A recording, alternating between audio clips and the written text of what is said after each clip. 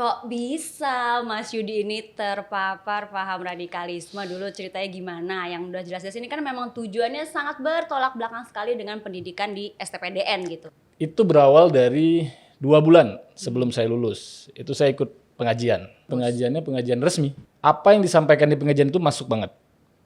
Nah, tapi ada catatannya. Nah, pengajian itu apa ya? Bisa dibilang intoleran. Nah, setelah terpapar nih waktu itu ya, mungkin ada kayak berdampak ke kehidupan Mas Yudi gitu. Senyum aja jadi susah gitu ya. Nyikapin segala sesuatu tuh dengan kebencian, negatif, dengan kebencian. Kalau lihat yang berbeda tuh benci rasanya ya. Nanti sampai naik levelnya musuh, jadi kayak musuh gitu. Termasuk keluarga sendiri. Ini Mas Yudi juga ada menulis buku yang judulnya adalah Bayang-Bayang Terorisme untuk Anak Muda juga nih. Nah ini dia bukunya, boleh dikasih lihat ke kamera. Ini ya bukunya Bayang-Bayang Terorisme.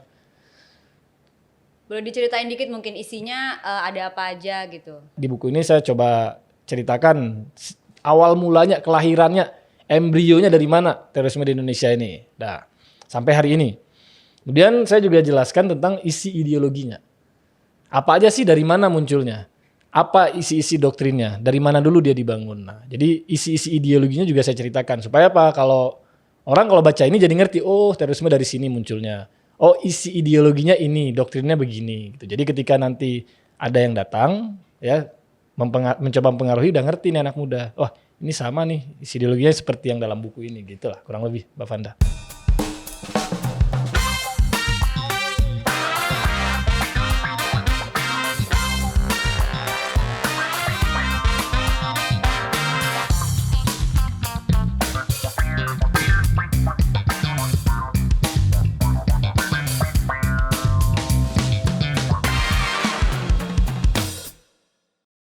Sobat Damai, BNPT hadir, harmoni, aman, damai, indah, rukun.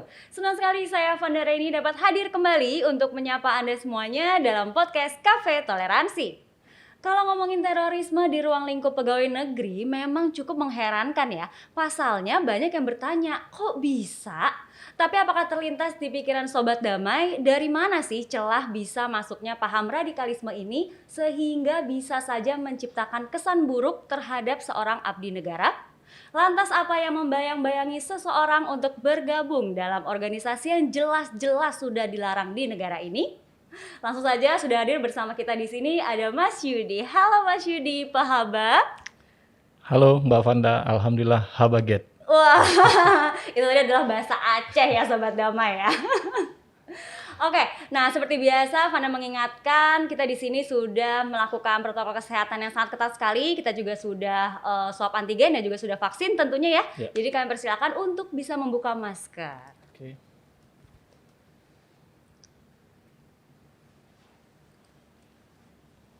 Oke, Mas Yudi, kita ngobrol-ngobrol di sini santai aja ya. Mas Yudi ini dulu adalah lulusan STPDN, betul ya? Betul. Yang di Jatinangor? Dulu ngambil jurusan apa, Mas? Kalau dulu sih masih STPDN tuh kita belum ada jurusan ya. Beda dengan kalau sekarang IPDN itu udah ada penjurusan. Jadi dulu kita masuk pertama itu ya udah semua sama satu jurusan pemerintahan daerah ya gitu, kurang lebih. Oh gitu. Nah dulu kenapa tuh pengen masuk STPDN gitu? Kenapa pengen jadi abdi negara yang ada dalam ruang lingkup pemerintahan gitu? Awalnya tuh waktu SMA, jadi mahasiswa nih peraja STPDN kan berkunjung ke SMA. Nah ngelihatnya tuh mereka pakai baju keren-keren ya. Keren kan? Gagah banget tuh. Karena kita saya IPS dulu. Jadi anak IPS ini kayak agak bingung ya, kita mau masuk mana gitu. Nah begitu lihat STPDN, wah ini tujuan utama lah. Tapi setelah masuk kan dulu waktu pertama kali ada orang-orang STPDN visit ke sekolah, wah kayak keren nih seragamnya. Pas masuk beneran keren atau kayak wah nyesel nih masuk? Pas masuk nggak nyesel tapi shock. Oh shock, boleh cerita dikit dong kenapa shock? Ya senioritasnya itu gila sih, kalau saya bilang tuh gila. Jadi kita tuh benar-benar jadi nggak berdaya lah. Apapun yang disuruh kita tuh harus mau. Bahkan sampai hal-hal yang nggak masuk akal pun kalau kita mau tetap bertahan di situ ya harus nurut sama senior. Jadi nggak pernah terlintas sebelumnya, wah ternyata gini senioritasnya gitu. terlalu gila sih kalau menurut saya. Wah, terlalu ekstrim gitu Ekstrim. ya. Oke, nah setelah masuk tadi kan juga katanya senioritasnya tinggi, terlalu ekstrim juga. Berarti kan memang pendidikan di STPDN itu benar-benar disiplin sekali gitu ya, tegas sekali gitu ya. Dan Ya. juga harus menjadi kader yang membanggakan negara. Betul. Tapi Jadi itu semua pertanyaannya- memang untuk melatih disiplin sebenarnya. Nah itu dia, tapi pertanyaannya bukan itu. Yang mau saya tanya, kok bisa Mas Yudi ini terpapar paham radikalisme? Dulu ceritanya gimana? Yang udah jelas di sini kan memang tujuannya sangat bertolak belakang sekali dengan pendidikan di STPDN gitu. Ya. Ya ceritanya agak panjang ya. Jadi nggak langsung nih. Jadi dari STPDN langsung terpapar ke radikalisme, nggak gitu. Oh ini berarti habis lulus? Kalau dilihat prosesnya itu dari sebelum lulus. Tapi terpapar radikalismenya setelah lulus. Oke. Oke. Diceritain. Ceritain dong. Oke, jadi itu berawal dari 2 bulan sebelum saya lulus. Itu saya ikut pengajian. Pengajiannya pengajian resmi. Jadi ini resmi dari kampus, bukan pengajian Di luar. tersembunyi. Maksudnya ada juga ya halakoh-halakoh kecil gitu di kampus. Ini pengajian resminya. Nah, saya mulai pengen ikut pengajian, terus ikut pengajian itu, dan apa yang disampaikan di pengajian itu masuk banget. Nah, tapi ada catatannya. Nah, pengajian itu apa ya? Bisa dibilang intoleran. Intoleran itu gini. Jadi dia mengajarkan kita cara beragama yang hanya dari satu sudut pandang. Jadi cuman ini yang benar. Kalau di luar pemahaman yang ini, itu semuanya salah, sesat atau begitulah. Nah, itu yang saya bawa. Jadi itu ibaratnya pondasinya ya. Pondasi yang saya terima dari ikut pengajian di kampus. Nah, ketika lulus, itulah pondasi pemahaman agama yang saya bawa ketika pulang ke daerah. Nah, di daerah saya mulai nyari dong mana pengajian yang, karena katanya ini nih yang paling benar, tapi bukan doktrin kayak kita tuh nggak sadar, bukan ya. Jadi ini sangat logik, semuanya yang disampaikan itu logik. Nah, sampai daerah saya nyari pengajian yang sama. Kenapa? Karena cuma ini yang benar. Waktu itu Ya. yang di doktrinnya, maksudnya yang kayak Mas Yudi ingat kan pengajian seperti ini yang benar Yang benar gitu kan. ya. Oke. Nah, ternyata di daerah di Aceh itu langka banget pengajian ini. Saya malah nggak nemuin. Jadi misalnya nih ya, kasih contoh nggak sih? Boleh? Boleh. Misalnya pengajian ini apa ya, memvonis amalan-amalan yang udah biasa dilakukan oleh umat Islam selama puluhan tahun di Indonesia itu dianggap amalan yang bid'ah atau sesat. Nah, jadi pemahaman ini ketika saya pulang ke Aceh, saya lihat hampir semua masjid melakukan amalan yang udah divonis bid'ah atau sesat ini. Lalu di mana saya harus ngaji? Karena semua masjid di Aceh itu masuk kategori yang dikatakan bid'ah atau sesat. Nah, akhirnya saya mencari-cari di mana saya hubungi lagi pengajian yang kawan-kawan di pengajian pertama di Aceh di mana sih yang ada. Nah, sampai saya dapat kontaknya. Nah, ketika saya ketemu ternyata memang ini sama, pemahamannya sama, tapi di Aceh ini lebih ekstrim. Jadi kalau di kampus itu cuma berbicara masalah ibadah-ibadah ya, ini bid'ah, ini sesat, ini nggak benar segala macam. Nah, di Aceh itu mulai naik levelnya. Pemahamannya sama tapi levelnya beda. Udah mulai bicara politik. Oke, udah mulai bicara pemerintahan, udah mulai bicara negara. Tapi dengan satu pemahaman yang sama. Satu referensi yang sama. Nah, saya masuk ke kelompok ini. Ketemu. Nah, dari sini saya mulai semakin, karena di sini mengajarkannya ekstrim, saya mulai naik. Nah, mulai tuh bicara pemerintah, bicara negara ini kafir, nggak benar segala macam. Nah, saya bingung dong. Saya aparatur pemerintahan. Berarti waktu itu sudah ada agak goyah tuh ya, udah ada agak-agak bingung kan? Awalnya ya bingung dulu, bingung banget. Ini gimana ceritanya? Nah, mereka pun nggak langsung serta-merta, wah kamu nggak boleh di situ, nggak. Tapi pelan-pelan ngajarinnya. Pakai logika juga, karena saya cepat masuk kalau pakai logika gitu. Jadi pakai analogi-analogi yang menurut saya tuh masuk akal banget waktu itu ya. Jadi cepat masuknya. Nah, itu berproses berapa bulan, berproses sampai akhirnya itu benar-benar saya pegang, percaya bahwa wah nggak boleh nih jadi aparatur pemerintahan, ini bahaya untuk iman saya, untuk agama saya bahaya. Jadi saya harus keluar. Nah, tapi itu pun prosesnya juga sempat galau-galau juga, karena nggak mudah ya masuk STPDN itu, nggak mudah, jadi PNS nggak mudah. Jadi ya keputusan akhirnya keluar dari PNS itu tuh setelah diskusi berkali-kali, dan itu pun bukan cuma dengan yang di Aceh. Jadi saya nggak percaya gitu aja. Kamu di Aceh lulusan apa sih ustadznya? Wah cuma lulusan UIN gitu ya. Sorry bukan ngeramein UIN ya maksudnya. Maksudnya kalau untuk jadi ustadz itu kan ya kita patokannya Timur Tengah lah gitu ya. Nah saya minta ada nggak yang lulusan Timur Tengah minimal S2? Saya bilang yang ngomong sama kayak Tengku ini kan, saya Tengku panggilnya ya. Ada, dikasih lah nomornya. Saya telepon. Nah itu berkali-kali saya konsultasi sama si ustadz yang S2 lulusan Timur Tengah ini gitu ya. Itu jadi setelah berkali-kali akhirnya ya dia lebih dalam dong ilmunya daripada yang di Aceh. Nah akhirnya saya percaya dan keluar dari PNS. Oh, berarti kira-kira sadarnya itu berapa lama? Kalau yang tadi awal-awal tuh salah gitu. Oh ya. Sampai tahunan? Ya, jadi setelah saya benar-benar terpapar nih ya, fix terpapar, sampai terlibat kasus segala macam. Nah proses keluarnya ini dari faham ini untuk clear-nya ya, dia bertahap juga. Clear-nya itu 5 tahun. 5 tahun. 5 tahun. Untuk clear. Karena memang nggak mudah. Kalau doktrin itu udah masuk, itu tuh kuat banget ya. Cengkram di dalam pikiran kita itu. Jadi ngelepasinnya tuh pelan-pelan, satu-satu. Nah setelah terpapar nih waktu itu ya, mungkin ada kayak berdampak ke kehidupan Mas Yudi gitu. Oh yang iya. paling inget apa? Sangat-sangat. Jadi ketika udah terpapar nih faham-faham radikal atau ekstrim, yang pertama udah pasti kita tuh nggak lagi jadi diri sendiri. Yang kedua, hubungan silaturahmi itu rusak pasti dengan sekitar. Dengan keluarga, dengan tetangga, dengan teman-teman, semuanya. Jadi benar-benar jadi manusia baru gitu. Manusia yang berbeda dengan diri kita sendiri. Nah makanya kalau kita lihat kok bisa sih orang pada heran ya kok bisa sih kita kenalnya begini kok bisa dia terlibat karena memang udah benar-benar jadi diri yang baru udah jadi kayak semi robot mungkin saya bilang Bukan Yudi yang gua kenal nih iya, gitu ya. iya. Kalau Teman-teman juga ya. heran semua kan kok gini nih Yudi kok jadi gini ya gitu jadi senyum aja jadi susah gitu ya nyikapin segala sesuatu tuh dengan kebencian negatif. Dengan kebencian, kalau lihat yang berbeda tuh benci rasanya, ya nanti sampai naik levelnya musuh, jadi kayak musuh gitu. Termasuk keluarga sendiri. Jadi ibaratnya keluarga saya ada yang PNS, kakak misalnya PNS ya, saya benci sama Nggak kakak suka saya. aja. Gitu.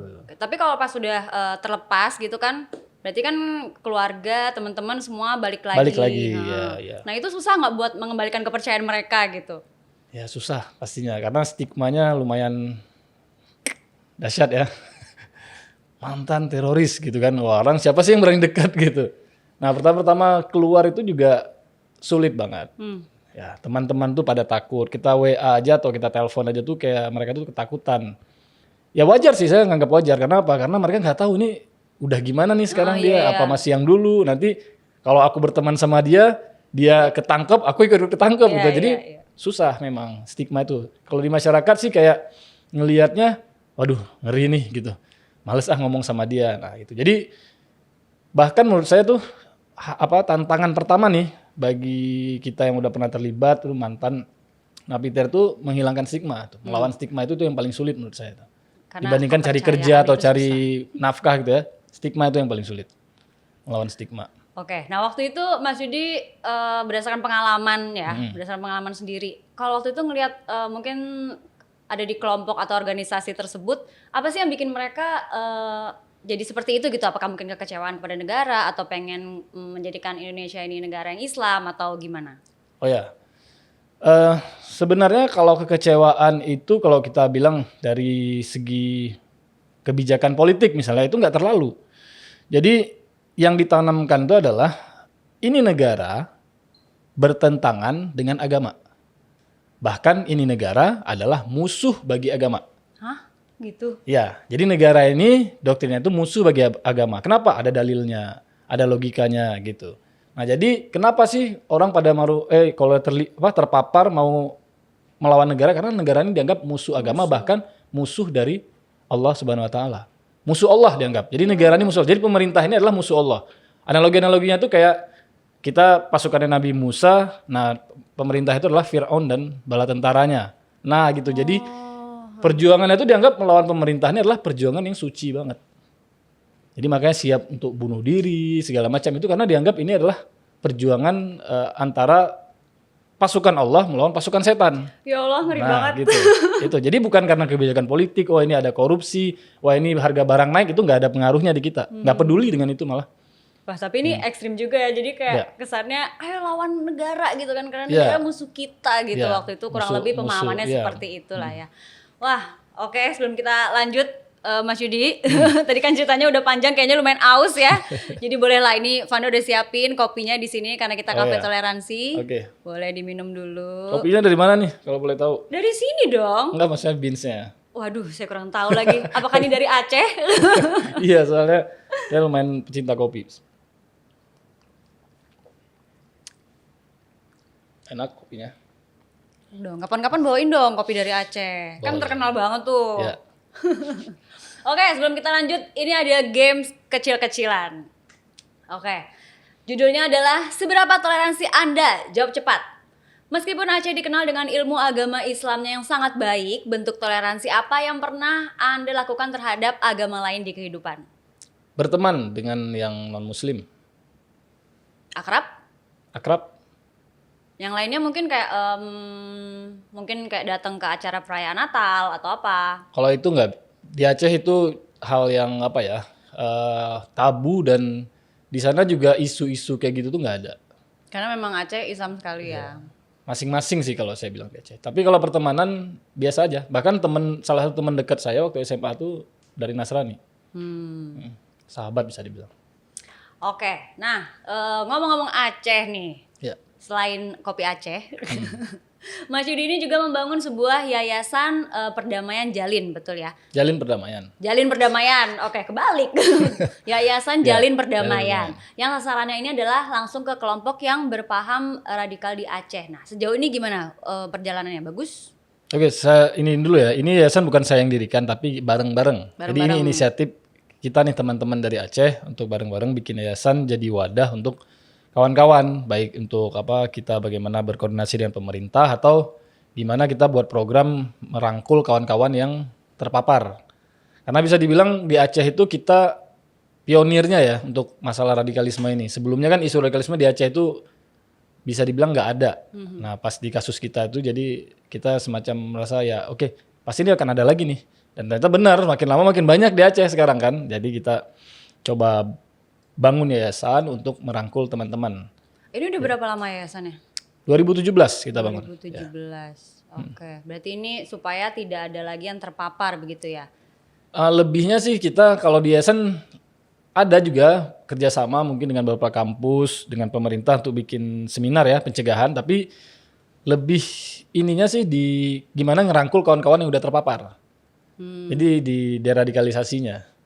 Berarti yayasan Jalin Perdamaian ini tadi kan katanya mendirikan barengan sama teman-teman. Iya. Boleh disebutin nggak teman-temannya siapa aja nih? Ya, ada. Jadi gini, ini proses terbentuknya ya. Itu waktu itu kita lagi acara sama BNPT. Jadi dikumpulin sama BNPT, kawan-kawan mantan napiter yang Aceh aja. Nah di pertemuan itu kita ngobrol terus ya kita berinisiatif untuk bikin yayasan. Nah itu kita lempar ke BNPT. Nah BNPT waktu itu juga setuju dari Direktorat Deradikalisasi ya, setuju. Nah, akhirnya kita dibantu untuk pembuatan aktenya. Akte yayasannya itu kan bayar ya ke notaris gitu. Jadi kita usulkan itu setuju ya udah. Jadi siapa-siapanya ya semua mantan napiter ada sekitar 15 orang yang asal Aceh yang terlibat di kasus Jalin. Kasus pelatihan militer Jalin. Makanya kita namanya Jalin Perdamaian. Kalau dulu Jalin Pemberontakan, nah sekarang kita mau Jalin Perdamaian gitu. Oh Oke. gitu, jadi ini karena BNPT lah ya Mas Yudi ketemu sama teman-teman lainnya gitu ya, 15 orang 15 tersebut orang itu ya, ya, untuk bikin yayasan Jalin Perdamaian. Iya. Oke, nah ini sudah kerjasama dengan pihak mana aja nih, atau mungkin pemerintah juga ada gitu? Yayasan ini jadi wadah memang. Selama ini kalau misalnya pemerintah mau ngasih bantuan misalnya untuk teman-teman, nah ini melalui yayasan, pernah dari Kementerian Sosial gitu ya. Kementerian Sosial, dari BNPT, dari pemerintah Aceh sih bantuan setahu saya belum ya. Dari pemerintah daerah belum. Nah, ini jadi wadah bagi antara untuk jembatan komunikasi antara pemerintah dengan teman-teman. Nah, cuman sebenarnya harapan kita lebih dari itu. Lebih dari itu gini. Jadi kita berharap yayasan ini bukan cuman jadi wadah untuk penyaluran bantuan ke teman-teman mantan napiter, tapi kita juga bisa berkarya. Ya, jadi yayasan ini bisa bikin seminar kah atau bikin kegiatan-kegiatan yang sifatnya untuk pencegahan radikalisme. Ya. Nah, kita pengen yayasan ini punya program-program, tapi memang ya kita belum bisa sampai ke situ sekarang. Karena apa? Karena kita nggak punya dana untuk melakukan kegiatan itu. Nah, kita berharap kerjasama ini dari yayasan ini supaya ya nggak cuma pasif ya nunggu bantuan gitu. Ya. Jadi tapi juga bisa aktif. Nah, kita juga coba kerjasama dengan beberapa instansi untuk bisa aktif mengadakan seminar-seminar dan sempat lakukan itu beberapa seminar bahkan sampai keluar Aceh. Yayasan Jalin ini. Jadi pernah dengan pihak BNPT juga ada, dari Densus juga ada gitu ya, dari Mabes Polri juga ada.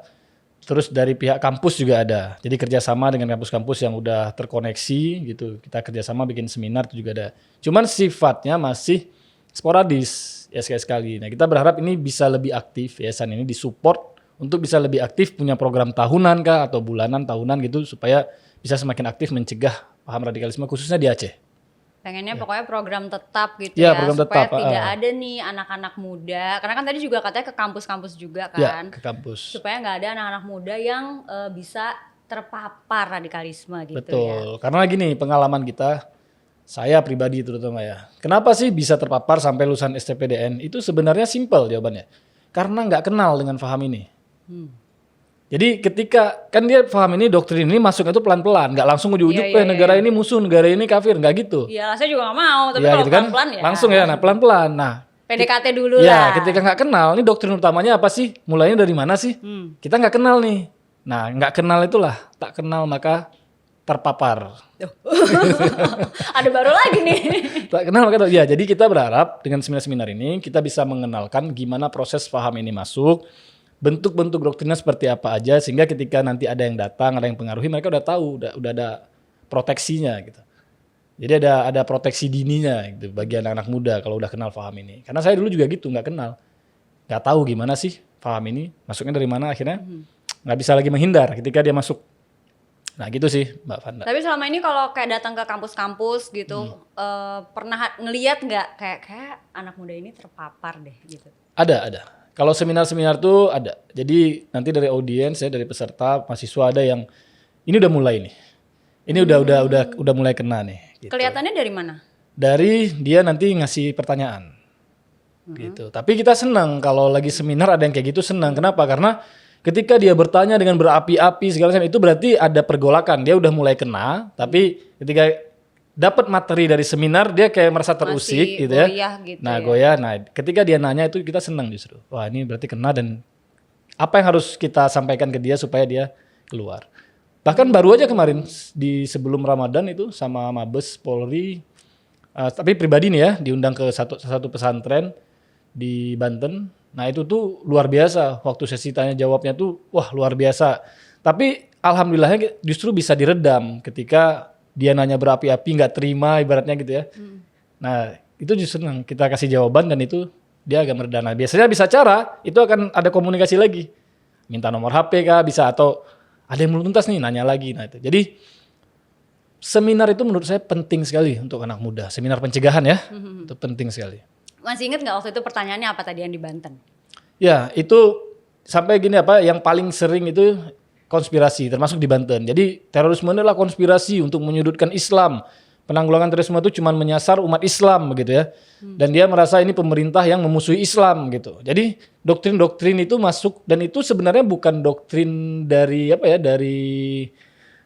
kelompok-kelompok ini. Ini ada efek-efek juga dari realitas kita hari ini ya, politik identitas segala macam ya, polarisasi itu sangat banyak mempengaruhi anak muda dan anak muda yang terpapar oleh politik identitas dulu nih, itu sangat mudah untuk terpapar dengan radikalisme. Ya namanya juga masih anak muda ya. Kadang suka kiri kanan gitu ya, masih bingung menentukan yang mana gitu ya. Benar. Ya semoga tidak ada lagi anak-anak muda yang terpapar ya. Amin. Oke, nah ngomong-ngomong anak muda, ini Mas Yudi juga ada menulis buku yang judulnya adalah Bayang-Bayang Terorisme untuk anak muda juga nih. Ini kenapa selalu ke anak muda ya? Apakah memang terorisme ini membayangi anak muda atau gimana gitu?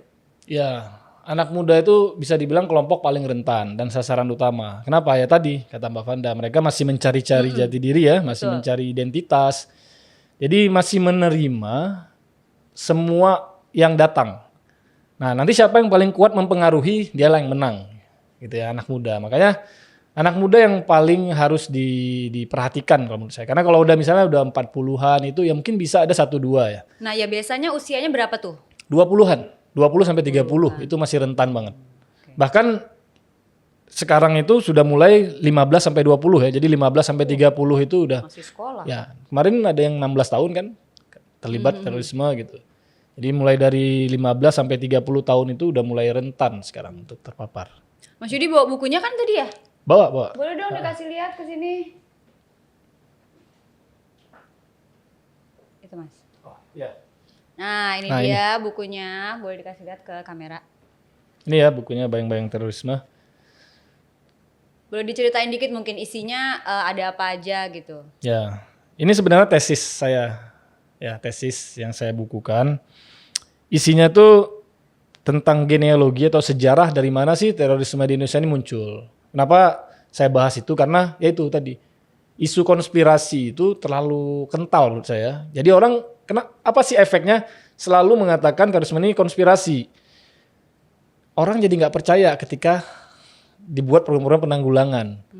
Ya, ketika dia nggak percaya, nah akhirnya dia nggak punya proteksi. Itu makanya di buku ini saya coba ceritakan awal mulanya, kelahirannya, embrionya dari mana terorisme di Indonesia ini. Nah, sampai hari ini. Kemudian saya juga jelaskan tentang isi ideologinya. Apa aja sih, dari mana munculnya?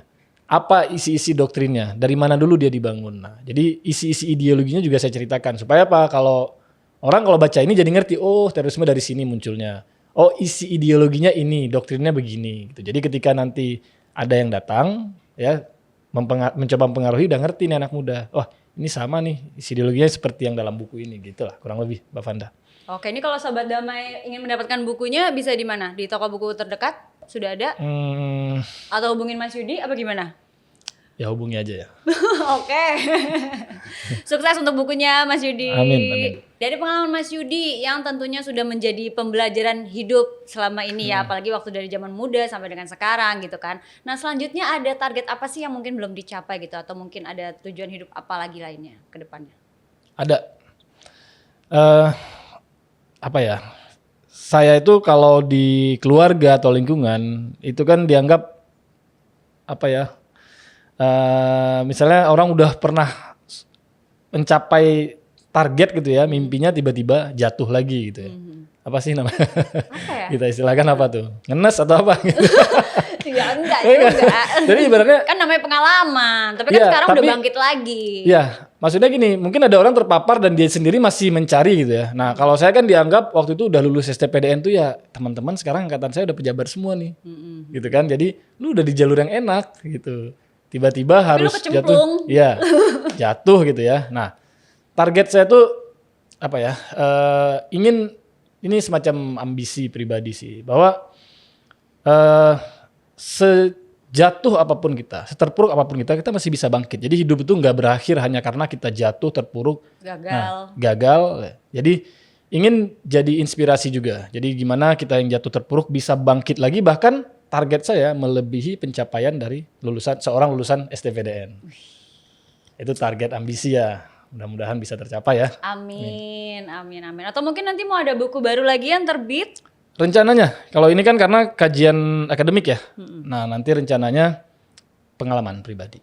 Bercerita gitu mungkin ya, pengalaman pribadi. Bercerita sekaligus nanti ada poin-poin yang pembelajaran dari pengalaman itu apa gitu. Oke. Nah, dalam memperingati Hari Kebangkitan Nasional yang ke-114 tanggal 20 Mei ini, pesan apa yang ingin disampaikan agar seluruh bangsa Indonesia semangat bangkit bersama? Karena kita tahu ya pandemi COVID-19 ini kan udah lebih dari 2 tahun menyerang dan juga turut berefek di segala aspek kehidupan gitu. Oke, saya cerita dikit boleh? Boleh. Nah, satu kesadaran besar ya yang saya dapat setelah keluar dari FAHAM itu bahwa negara ini ternyata sangat berharga. Ya, saya kaji ulang semuanya tentang pemahaman agama, baik dari sisi kajian akademik, dari teori-teori barat sampai dari teori-teori pemikir Islam. Saya dapat bahwa negara Indonesia ini sangat berharga. Itu yang saya dapat. Jadi bahkan nih ya, klaim nih Mbak. rasa cinta nih terhadap negara Indonesia ini lebih besar saat ini dibandingkan ketika saya masih di STPDN. Karena waktu dulu tuh doktrin kamu harus bela negara, kamu aparatur negara. Kalau sekarang saya pendalaman gitu, mendalami gimana berharganya negara ini. Gitu. Nah, cuman sayangnya nih yang saya lihat justru realitas hari ini banyak masyarakat yang justru melakukan sesuatu yang bisa berdampak pada hancurnya atau mundurnya negara ini. Jadi saya ngelihat banyak masyarakat hari ini, terutama setelah munculnya politik identitas ya, itu tuh kayak ngelihat diri saya yang dulu, ya permusuhan dikedepankan. Kalau ada perbedaan yang dikedepankan apa? Kebencian, permusuhan. Itu doktrin saya dulu tuh. Saya udah buang. Tapi hari ini banyak masyarakat yang justru ngambil itu. Nah itu jadi mungkin nggak suka dengan apa? Dengan rezim gitu ya. Tapi yang dibenci, yang dilakukan itu adalah sesuatu yang bisa menghancurkan negara ini. Padahal rezim itu kan cuman masalah giliran ya, 5 tahun sekali atau 10 tahun sekali ya. Tapi mereka mau, masyarakat banyak hari ini yang mau melakukan sesuatu yang bisa berdampak pada mundurnya negara ini, bahkan hancurnya negara ini. Nah itu kentara sekali waktu 2018. Ya, politik identitas. Waktu saya sempat diundang studi banding ke Suriah sama Mabes Polri.